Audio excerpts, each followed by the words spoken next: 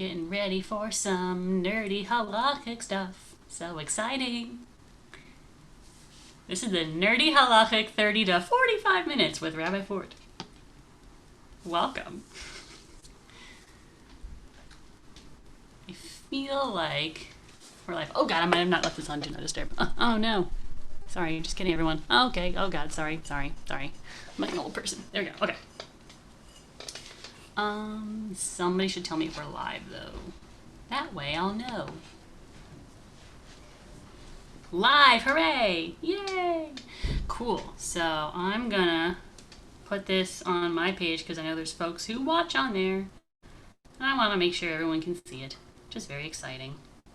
Oh, I see myself. That is super odd. Just gonna share to my me. Okay, I'm just gonna share it on my page. Hey, me. Okay. Oh, technology. Cool. Hello.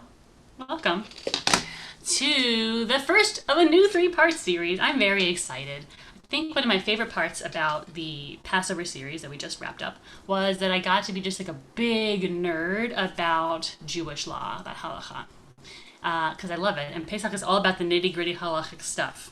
And I got to indulge that love. And we're all of us rabbis, like, all trying to decide, what are we going to talk about on our lunch and learns? And everybody has different ideas. You really kind of see, like, who we each are, I think, by the things that we wanted to cover in our lunch and learns. And I racked my brains. I was like, what can I talk about that I would find very interesting and that maybe other people would find very interesting? And I came to just really lean in to my nerdiness about halakha, but also relevant stuff. So this is a 3-part series, which I have titled, and it's really only hilarious to myself. Can you do that? It's can you do that? But if you say it, it's like, can you do that? I know. See? It's literally only funny to myself. But the idea is, this is a 3-part series, and each time we're going to cover something that I get a lot of questions about. I think these are kind of, the 2 of these 3 things are things I get questions about pretty often, and the third is something that I think is extremely relevant. And in the moment when I'm dealing with this particular life cycle event, I get a lot of questions about it, and it's very important. So these are 3 different things that are totally within the bounds of halakha, Jewish law, but they're not what I would call the normative, mainstream, modern, orthodox interpretation. But just because they're not within the normative, mainstream, orthodox interpretation of halakha doesn't mean that doing things differently than that is like somehow you're just not doing something Jewish, or you're being so lenient. You're saying, well, I mean, but I'm just not going to listen to it. I think conservative Judaism proves that you can follow halakha and hold on to our tradition and say, okay, we're not going to not follow the tradition, but we're also not going to ignore the fact that we know how science works, and we know how science has changed in the past couple thousand years since these things have been thought about. So we're going to have 3 topics. These are also 3 different topics we're going to cover over the next 3 weeks that are things that I have personally engaged with. So today we're going to cover electricity. I get a lot of questions about this, which is also going to cover driving an electric car on Shabbat. So the use of electricity on Shabbat, and specifically as it pertains to driving an electric car. So if you've ever seen me in the Tesla or Ariel in the Tesla on Shabbat, you might have thought, I guess they're driving now. So we're going to talk about that. We are also going to cover, let me check my notes, make sure, because when I start talking, it just kind of goes. We're talking about, this is going to be a fun one. I think we'll do this one next week. We're going to talk about eating non-hechshered food. And hopefully, if you have time, drinking non-hechshered wine. Notice I didn't say non-kosher. We talked about this. We touched on it a little bit over the Pesach series. People saying non-kosher, but I think they really just mean non-hechshered. The food itself is kosher. It just doesn't have a hechsher, doesn't have a rabbi who has paid a certain amount of money to stamp it and say, this is kosher.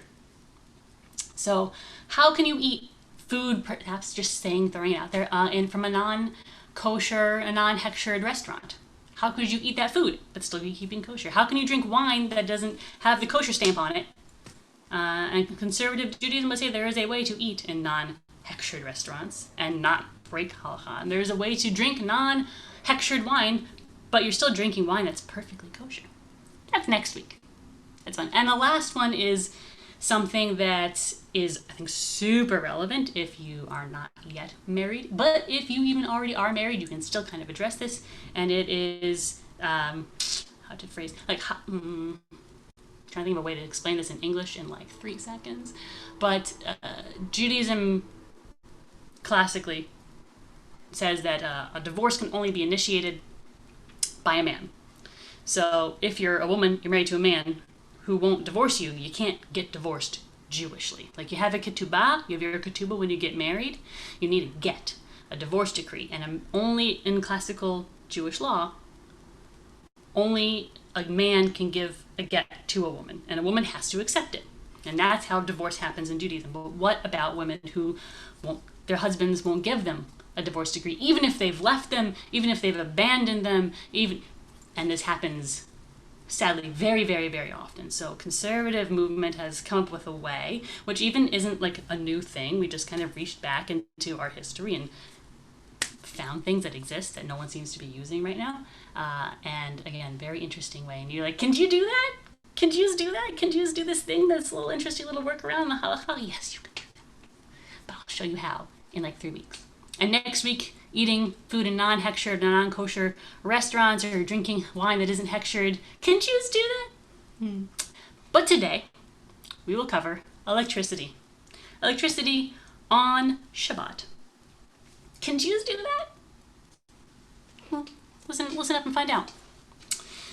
So, we gotta go back several steps. Because, the Tesla is the modern thing. Then there's electricity.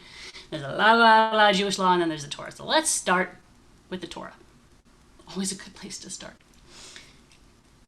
Most people will say, they'll tell you if you ask them, what can't you do on Shabbat? And they will say, well, you can't work on Shabbat. Most people, regardless of the amount of Jewish background knowledge that they have, they'll say, oh, well, yeah, you can't work on Shabbat. And they think work, if you say work, they think like you can't do like your 9-to-5 job on Shabbat. Like if you're a lawyer, you can't lawyer. If you're a landscape artist, you can't landscape. If you're a doctor, you can't well, that's not true. But that kind of thing. Okay. If you read in the Torah, Genesis 2, it says, very specifically, Genesis chapter 2, it's probably the first or second line. And this should sound very familiar. Vayishbot bayom hashvi'i mikol melachto asher asa. Which, this is how it's generally translated into English. And that sounds familiar, it's because it's from the Kiddush. On the 7th day, God finished the work that God had been doing and ceased on the 7th day, Shabbat, from all the work that God had done. So melacha is the word that they're translating as work. But if you go to an Israeli and you say, work. How would you say work? They would go, ze avodah. It's avodah. So if you say work in Hebrew, it's avodah. And that's also, it's in the Torah. That's like your job. That's like work. Like I'm doing work on my homework. I'm doing work in my yard. Avodah. It's avodah. That's work. Work is not the word that the Torah uses. The Torah uses the word melacha. B'yom hashvi melachto. God's melacha. Mikol melachto. Melachto is God's work. So melacha. Melacha is not avodah. If we assume that the Torah is being purposeful in the words that are being used in it, if God was saying what God meant, let's assume that the divine had that kind of wherewithal. Then God would have said avodah. God said, don't do avodah. Not what it says. It says melacha. So melacha must not mean work. Well, luckily, the Torah is very explicit about what melacha means. And it says nothing. Torah says nothing. Torah says absolutely nothing. It'd be really convenient, if God said, oh, melacha. Well, let me tell you what I meant. Melacha is, but God doesn't do that in the Torah. So, Mishnah, fast forward a lot. Like a lot. Around the year 200, that's not the year the Mishnah was written. The Mishnah, which is the earliest formal legal writings we have, was kind of compiled and kind of put into order and, edited essentially in the year 200. It existed far, far before. Rabbis in the Mishnah were like, guys, what is this melacha thing we're not supposed to do? It doesn't even say. Torah never says. What does it mean? And they go, well, let's find out something that in there that means melacha. Because melacha clearly must be something that creates, because God ceased from creating the world. So clearly melacha must mean something that you're creating. And it must mean something permanent, because God created the world and it is clearly permanent. I'm gesturing out the window to the world that exists.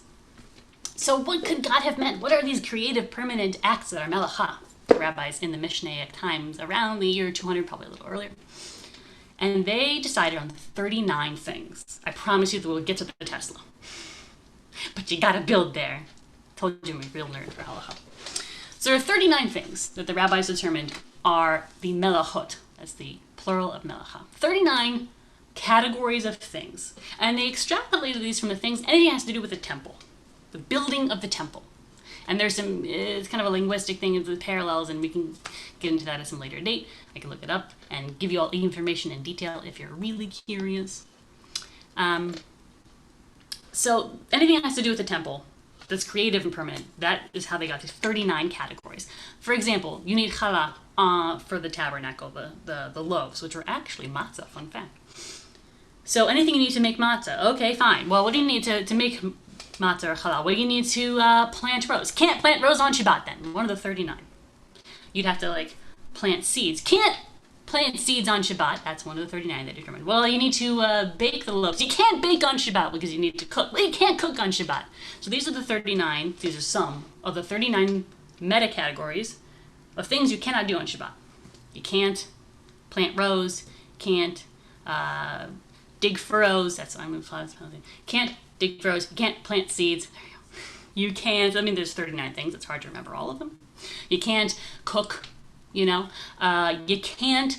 Now we're going to talk now about electricity specifically, because I'm sure this is going without saying. Electricity didn't exist back in ancient times. So how do we get this? Well, these are the relevant melachot that come up when you talk about electricity on Shabbat and why people say you can't.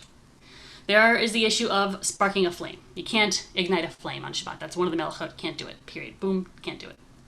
You also cannot extinguish a flame on Shabbat. That's one of the 39 melachot.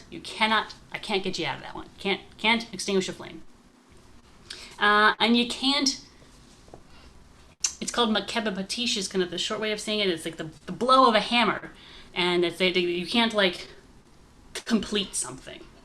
You can't finish a project on Shabbat. And these are the things, these are the kind of the three big issues, really the first two, on why people say you couldn't use electricity on Shabbat. Now, before I take this apart, and I will take it apart, if you don't use electricity on Shabbat, is my disclaimer. First of all, big mega disclaimer. I'm not the Mar Da'atra for Beth Yeshurun or anything related to anything in anyone's lives. I'm not a Mar Da'atra, so I don't psak halacha. If those phrases are meaningless to you, then that doesn't matter. And if those phrases mean something to you, now I'm saying it. I'm not the Mar Da'atra, and I'm not doing psak halacha for Beth Yeshurun. If you don't use electricity on Shabbat, that is a perfectly valid choice and a perfectly valid interpretation of the halacha. I get it. And there are plenty of conservative Jews who don't use electricity on Shabbat, or who use electricity on Shabbat in some ways, but not in other ways, because it could actually violate other melachot, like actual melachot. So there's all sorts of ways to live your life, and they're all very valid ways. Let's talk about electricity and Shabbat. The whole prohibition against electricity comes from a prohibition against fire. Because, as I stated, and as you well know, electricity is a modern invention. Our modern rabbis had to figure out, okay, well, what is this electricity thing similar to? Because clearly they weren't going to talk, the rabbis in the Mishnah, or the Gemara, or the Shulchan Aruch. No one's going to talk about electricity, because it didn't exist. So modern rabbis had to figure out, what is electricity similar to? And modern rabbis decided that electricity is similar to fire because it looked to them like fire and it was used the same way as fire. You use it for lighting, for your house, and you use it to cook. Many people use it to cook. So we're using it like fire. So if you flip a light switch, it's as if you are igniting a flame. And if you turn off a switch, it's as if you are extinguishing a flame. And the thing is, I see that. I can totally see how you get there. It makes that sort of sense, Electricity lights our homes, and it cooks our food for many of us. So I can see how you get there. But is electricity fire? You can say yes. You can totally say yes because we use it the same way. And you could also say electricity is fire because you know what? It's just too close for comfort. Maybe it's not exactly fire, but it's too similar to fire, and we don't want to get close to that thing. And you could say, well, if you let people start using electricity in some ways, they'll start actually thinking you can do other things that violate melachot. And I actually think that's probably the best argument against using electricity. It's kind of like the argument against kitniot. People didn't really ever think that you were going to mix them up or they grew near each other. People, essentially modern rabbis, decided you couldn't have kitniot, which is not chametz, but things that, did similar to things to chametz. People used them in a similar way to chametz. And they outlawed kitniot because they thought that people would think, if you can use millet or if you can use beans, well, I guess you can use oats. Oh no! Oats are actually chametz. You can't have oats. So they're like, well, if people think, oh, if you can eat rice, then maybe I can use wheat. No, you can't have wheat. So they outlawed kitniot because they thought people might just be getting confused, and they might think, well, if you can do one, you can do the other. So I actually think that's probably the best argument against using electricity, because people have actually said to me, oh, well, I can use electricity. And I think, well, yeah, in some ways you could use. I'm like, oh, so I can cook on my electric stove? I'm like, no, no, you can't cook on your electric stove or your electric oven because you can't cook. Period. Boom, boom. One of the 39 melachot. Period, boom, done. That one is directly in there. You can't cook on Shabbat. Doesn't say anything about electricity, but it does say about cooking, and you can't do it in any way, shape, or form. So all that stuff being said, electricity. Electricity does not act like fire in terms of physics, the science behind electricity. I had a colleague in rabbinical school. We were in the same class, kind of introductory halakha course, and he was explaining that before he came to rabbinical school, he actually worked in HVAC, so he kind of repaired heating and cooling systems. And he was mystified because we were kind of arguing, some of us, with our teacher about using electricity on Shabbat and the possible permissibility of using electricity on Shabbat, because it's fire, right? And he said, but you guys, because it was all guys, but me. Electricity doesn't act like fire, he said. It's like water. When you flip a switch, you're not sparking the electricity. And when you turn off a switch, you're not extinguishing electricity. He said, you're removing a stopper. When you flip a switch, you're removing a stopper that prevents the flow of electricity. There's always electricity flowing. And when you turn on, language is important. When you turn on a light switch, you're removing the stopper that allows electricity to flow. So then electricity flows, and now there's light. And when you turn off a light, you put that stopper back down, and now the electricity can't flow, and now there is no light. So are we worried about igniting a flame or extinguishing a flame when we use electricity? Not really. Because electricity isn't fire, actually.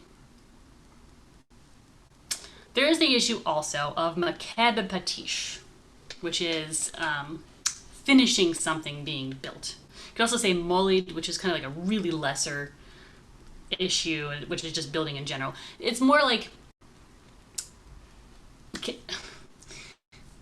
you think you're building a circuit when you flip a switch? Because if you flip a switch, again, you're not sparking anything. That's true. That's just science.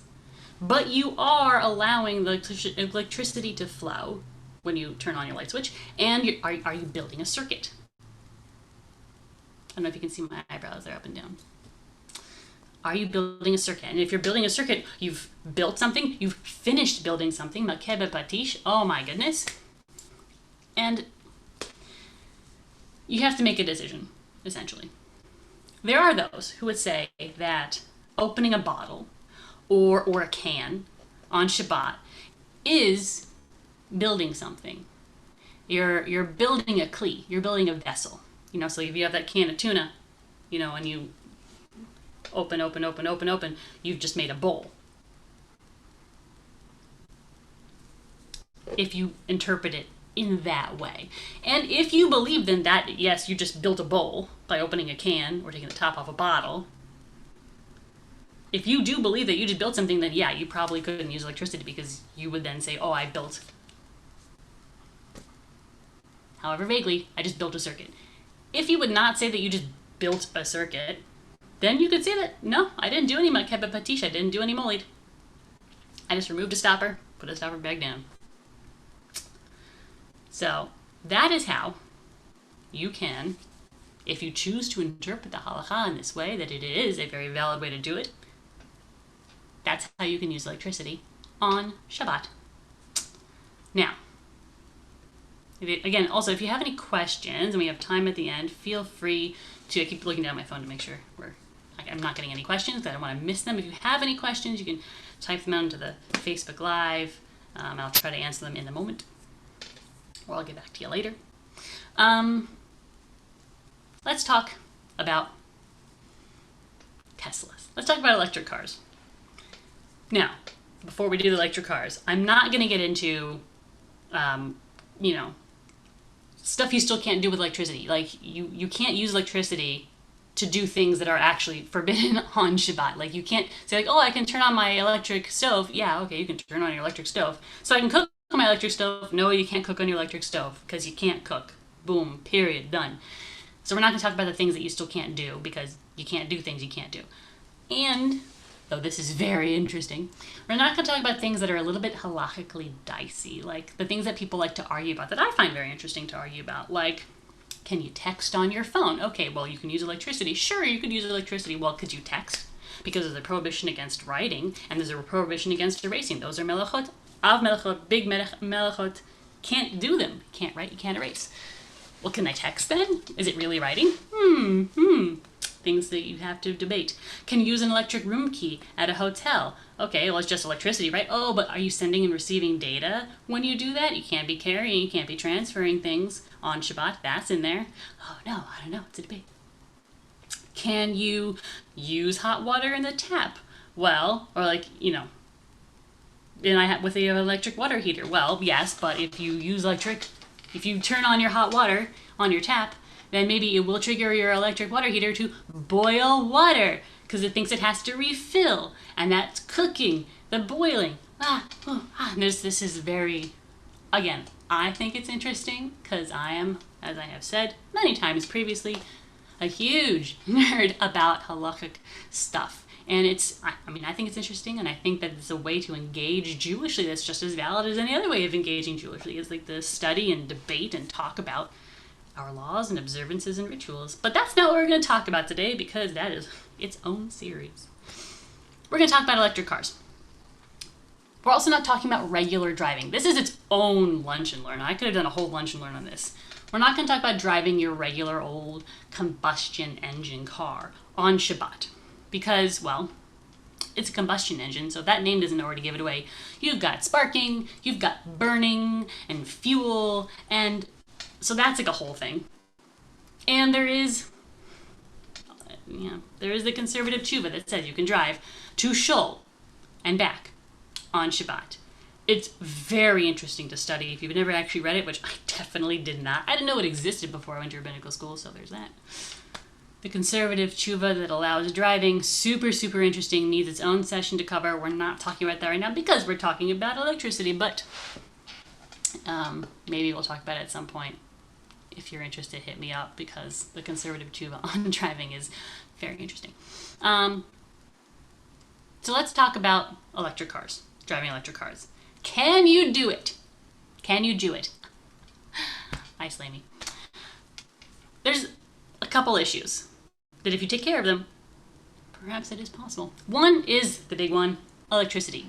You could drive an electric car if you didn't believe electricity was fire. If you thought electricity is fire, then obviously you couldn't, because you would be sparking a flame every time you turned it on, and you would be extinguishing the flame every time you turned it off. So there's that. In a Tesla, which is an electric car, that's not an issue because it is a fully electric car. There are also other fully electric cars. There's also an issue of something called like a brushless motor, which is what a Tesla has. There are probably other cars that have it as well. I just know we lease a Tesla. Can't afford to buy a Tesla. We can afford to lease a Tesla. So that's what we looked up as the Tesla information specifically. The Tesla has a brushless motor. Not all electric cars have this, but basically some electric cars have motors that are such that they could incidentally produce a spark, and sparks are an issue. Tesla doesn't have that particular issue. Again, big adult in a very big sense. If you don't believe electricity is fire, and if you don't believe you're building anything when you use electricity, that's not an issue with an electric car. That wouldn't be a problem with driving. So you could drive an electric car. However, there are two other issues that you do have to cover. They're not an issue if you live somewhere with an eruv. An eruv is a way of pretending like a very, very big amount of space is actually a very small amount of space. It's a fun little halakhic loophole. I love halakhic loopholes. If you'll know, if you follow me and have been, not following, don't follow me, but you know, if you have watched any of our stuff on Pesach, making sure I'm not getting like texts that are actually questions. No, okay. So it's a thing if you have an eruv, either a constructed eruv like the string or the wire that goes around a really large space that makes pretend like it's all one big space, that means you don't have these two other issues, which means your only issue really is the electricity, and we've already determined that is not an issue. If you live in a place with a natural eruv, which is like if you live like an island, for example, or a place with mountain ranges that kind of encapsulates. So instead of saying, oh, this is private and this is public and this is this boundary and this is it, instead of basically saying like this is all one big space. That's what an eruv does. But if you don't live in a place with an eruv, which most of Houston, there's a very, very small area of Houston that is an eruv. So most of Houston is not in the eruv. There are two other issues with driving an electric car that could come up that have nothing to do with electricity, actually, because electricity, as we've discussed, is not fire, and I don't think you're actually building anything.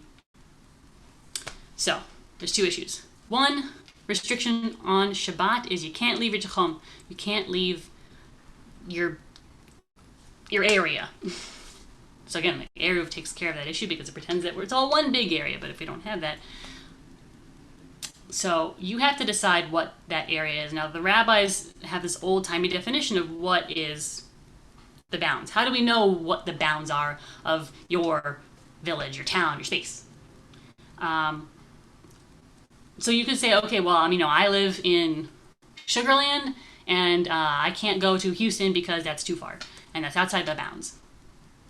Okay, you could say that. That is a valid way of interpreting your boundaries. I would also posit that in the modern time in which we live, where you could lay in your pajamas in your bed and you could learn via internet from a rabbi in Kyiv or Hong Kong or Toronto or anywhere, like what really are bounds? And maybe bounds had a different definition 50 years ago, and certainly 1,000 years ago. So I think if you redefined boundaries, that would be different, and you could drive your electric car from, hypothetically, Houston to Sugarland. There is a second issue on Shabbat that is a real issue, which is carrying.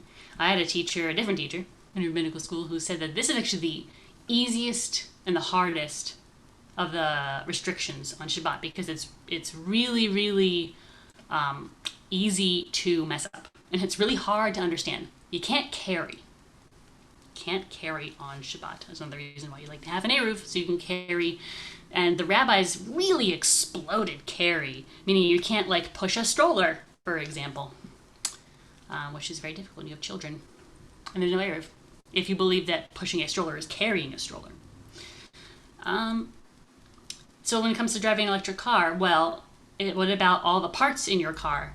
Is your car carrying those parts? Are you, by extension, carrying all those things when you drive your car on Shabbat? I mean, I would say no. I think that's a real reach. If you wanted to say yes, that's carrying and you can't do it, okay. I mean, you can do that. I would say no.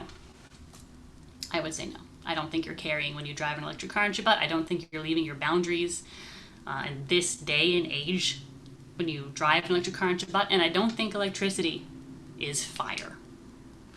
So yes, I would say that you can certainly turn your lights on and off on Shabbat. You could.